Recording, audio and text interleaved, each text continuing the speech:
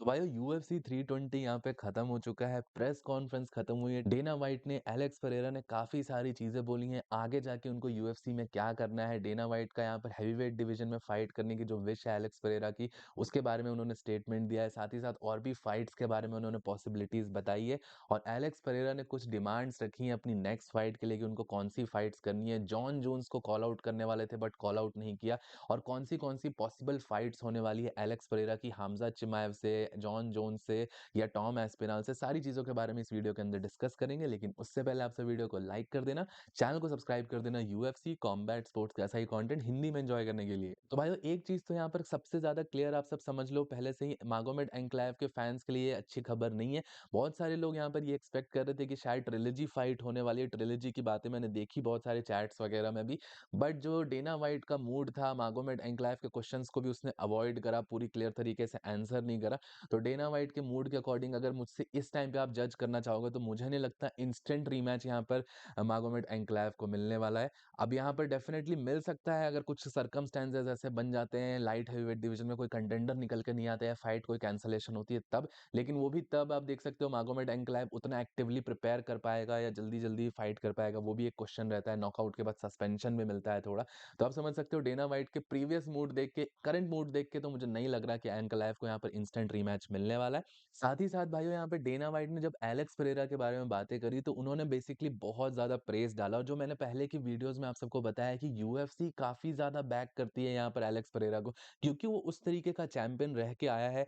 काफी सारा एक्टिवनेस उसने दिखाया पिछले 2-3 सालों से, जब से वो यूएफसी में आया। मल्टीपल इवेंट्स में फाइट कर चुका है, इतना किसी भी चैंपियन ने नहीं फाइट करा होगा जितना एक्टिवली यहाँ पर एलेक्स पेरेरा ने फाइट करा है।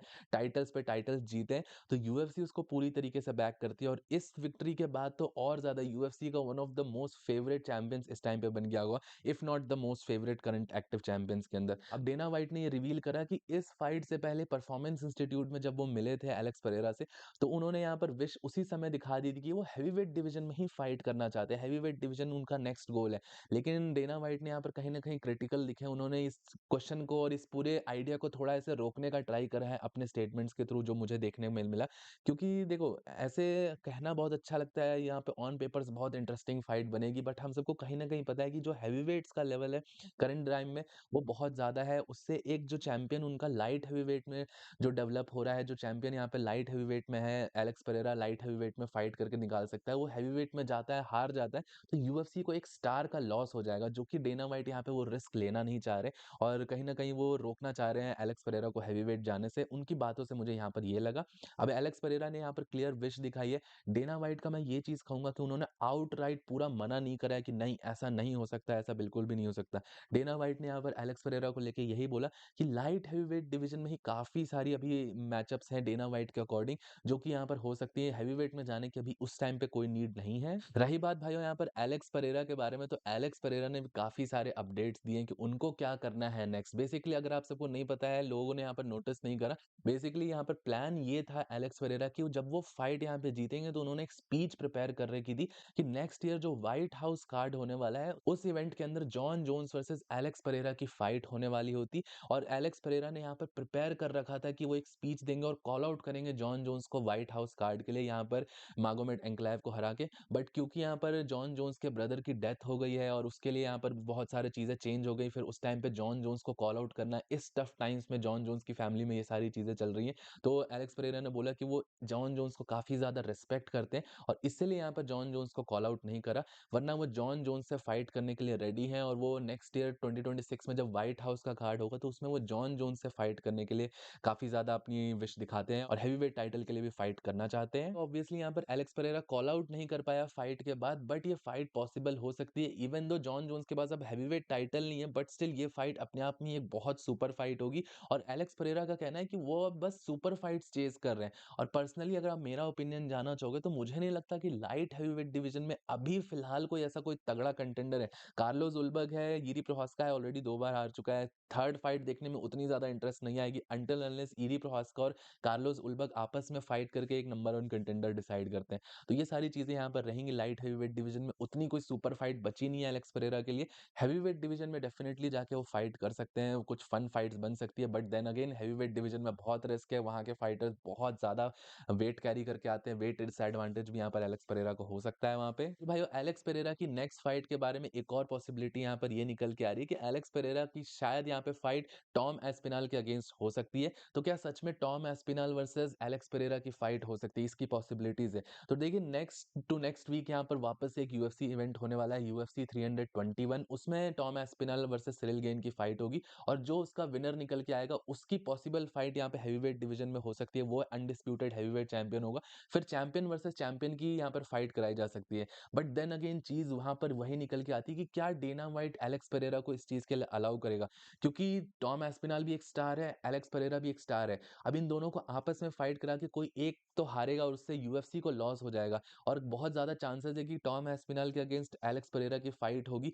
तो ऑब्वियसली टॉम एस्पिनाल के पास वेट एडवांटेज और साइज़ एडवांटेज बहुत ज़्यादा होगा as compare to Alex Pereira और वो यहाँ पर प्रॉब्लम्स होगी। स्ट्राइकिंग बैटल हो सकती है, स्ट्राइकिंग खतरनाक हो सकती है, बट जो वेट डिसएडवांटेज होगा वो बहुत ज़्यादा होगा। बाकी भाइयों यहाँ पर एक और बहुत फन पॉसिबिलिटी है एलेक्स पेरेरा की नेक्स्ट फाइट के लिए, वो है हामज़ा चिमाएव के अगेंस्ट। तो क्या सच में हामज़ा चिमाएव वर्सेस एलेक्स पेरेरा की फाइट यहाँ पे पॉसिबल हो सकती है यूएफसी के अंदर? इस टाइम पर ये बहुत ज़्यादा पॉसिबल है। अब एलेक्स पेरेरा ने जैसे ही मागोमेड एंक्लेव को हराया, हामज़ा चिमाएव ने तुरंत यहाँ पे ट्वीट करा और एलेक्स पेरेरा को कांग्रेचुलेट करा, बट साथ ही साथ ये भी बोला कि वी हैव अनफिनिश्ड बिज़नेस। हम सबको पता है यहाँ पर नए मिडलवेट चैंपियन हामज़ा चिमाएव बन चुके हैं और यहाँ पर नए light heavyweight champion Alex Pereira बन चुके हैं और ये दोनों एक दूसरे के ऊपर के ही वेट क्लासेस के फाइटर्स हैं। तो इनकी फाइट बनना ज़्यादा फिजिबल लगती है as compare to Alex Pereira heavyweight में जाने का। बट यहाँ पे प्रॉब्लम बस ये है कि हामज़ा चिमाएव ने एक भी टाइटल डिफेंस नहीं करा है मिडलवेट डिवीजन में। तो शायद अगर हामज़ा चिमाएव जनवरी या फरवरी तक एक टाइटल डिफेंस कर लेते हैं तो यूएफसी उनको फिर अलाउ कर देगी यहाँ पे लाइट हेवीवेट डिवीजन में जाके एलेक्स पेरेरा को चैलेंज करने का।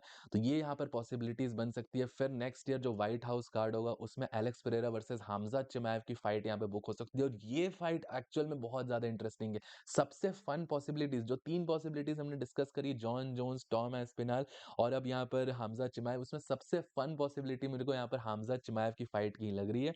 बाकी आप सबको क्या लगता है कि किसके अगेंस्ट फाइट होनी चाहिए, मुझे नीचे कमेंट सेक्शन में बताइएगा। बाकी भाइयों प्रेस कॉन्फ्रेंस के अंदर एलेक्स पेरेरा ने और भी सारी चीजें रिवील करी मागोमेड एंक्लेव के बारे में और कि एलेक्स पेरेरा ने ये चीज रिवील करी कि उनको ट्रैश टॉकिंग से ज्यादा फर्क नहीं पड़ता और लेकिन ये जो ट्रैश टॉकिंग यहाँ पर करी गई उनके कोचेस की तरफ से, अली अब्दुलजीज ने जो बोला वो टायर शॉप पे वापस भेज देंगे, ये चीज़ कहीं न कहीं बिलो द बेल्ट गई है। एलेक्स पेरेरा यहाँ पर पॉवर्टी के कारण यहाँ पे टायर शॉप पे काम करते थे और उस चीज़ को लेके आना, मुझे पता है मागोमेड एन्क्लेव ने सामने से ये ट्रैश टॉक नहीं करी है, उसके मैनेजर्स और कोचेस ने ये करवाई है उससे, बट ये ट्रैश टॉक बहुत बुरी तरीके से बैकफायर करी।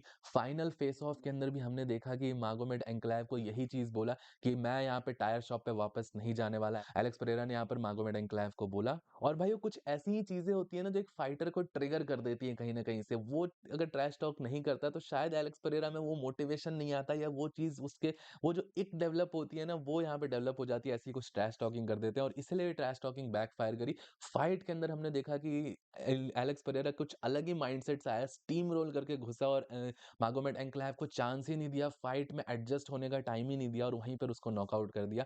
और एलेक्स पेरेरा का कहना था कि डेफिनिटली वो इस चीज़ को प्रूव करना चाहता था कि वो किसी भी टायर शॉप में वापस नहीं जाने वाला। उसने बोला टायर शॉप पे वो जाएगा बट अपनी बेल्ट के साथ जाएगा वापस, ब्राज़ील में जब वो वापस जाएगा तब। तो डेफिनिटली उसने कहीं न कहीं वेंजेंस तो लिया है मागोमेड एन्क्लेव से और बहुत खतरनाक वेंजेंस लिया। अगर कमबैक हो तो भाई ऐसा हो। यहाँ पर एलेक्स पेरेरा ने जिस तरीके का कमबैक किया है। बाकी भाइयों आप सबका इस बारे में क्या ओपिनियन है मुझे नीचे कमेंट सेक्शन में ज़रूर बताइएगा। टिल देन वीडियो पसंद आया होगा तो प्लीज़ वीडियो को लाइक, चैनल को सब्सक्राइब कर दीजिएगा। मिलता हूँ आप सबको नेक्स्ट वीडियो में अगले अपडेट के साथ। Bye bye.